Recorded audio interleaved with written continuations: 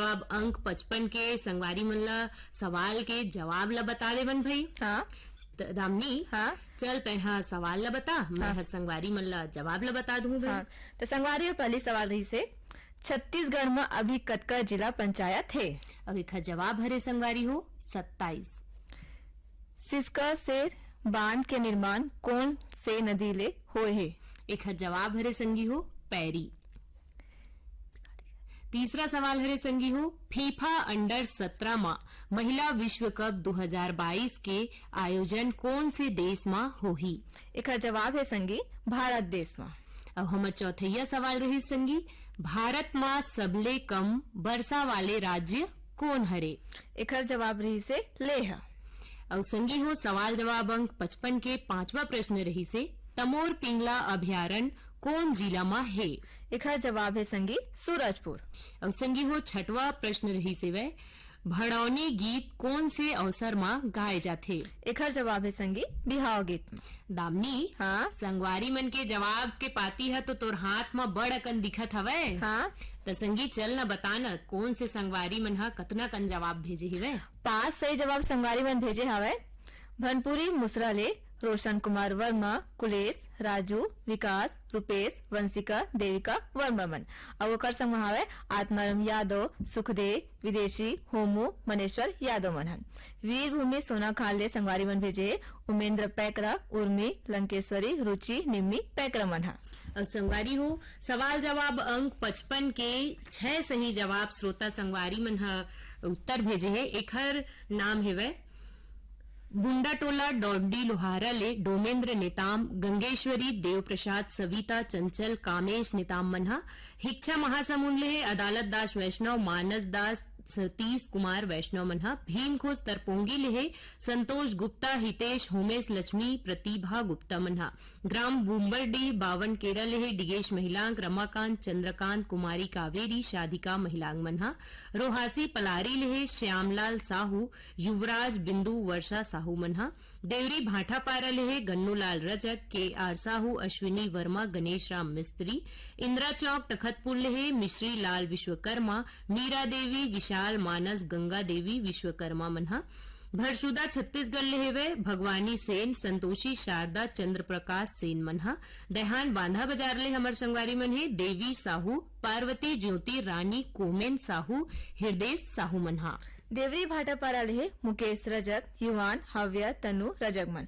नवगर कटैले नारायण प्रसाद वर्मा, चंद्रकांत वर्मा, जीत वर्मा।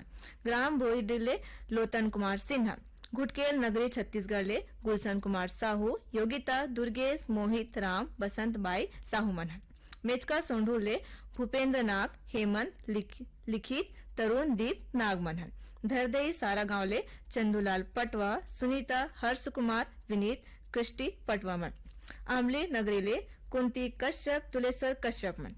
रानीगांव नगरी ले खिलेश कुमार साहू, चित्ररेखा, शुभम, सजल साहू मनन।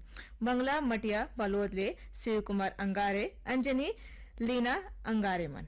और हमर 6 सही जवाब इहू संगवारी मनहा भेजे हे। रिंगनी छत्तीसगढ़ ले दिनेश वर्मा, करुणा वर्मा मनहा। बोरसरा नैला ले प्रमोद कुमार साहू, बीमा, वैभवी, विभूति साहू मनहा। बदरा ठाकुर पथरिया ले मीनू मरावी, लता, दर्शिता, रश्मि, अनुराग मरावे मनहा। पथरिया धमधा दुर्ग ले हेवे शेष नारायण साहू, पिंटू साहू मनहा। मही दही साझा बेमेतर ले हमर संगवारी मन हे हेमलाल साहू, देव विशु विभू साहू मनहा। पथरिया ले हमर संगवारी मन हे जीवन लाल साहू, शंकर लाल साहू। मड़ौदा जाल बांधा राजनांदगांव ले हे पारख दास साहू, किरण, रेशमा, गुनीता, सोनू साहू मनहा। कोली हारीपुरी दुर्ग ले हेवे सूरज भान साहू, अमलाबाई साहू मनहा। पथरिया धमधा ले हेवे बुद्धूराम जगौती, शुक चंद हेमचंद साहू मनहा। सलोनी धुमका राजनांदगांव ले हे देवचरण साहू, हेमा, वेदांत, वैभव साहू मनहा। कबीर धाम ले हमर संगवारी मन हे जीवन लाल साहू, राजबाई, लोकनाथ, देविका साहू मनहा। जवाहर नगर दुर्ग ले हेवे आरशी कामड़े, करुणा, मीना और विपुल कामड़े मनहा।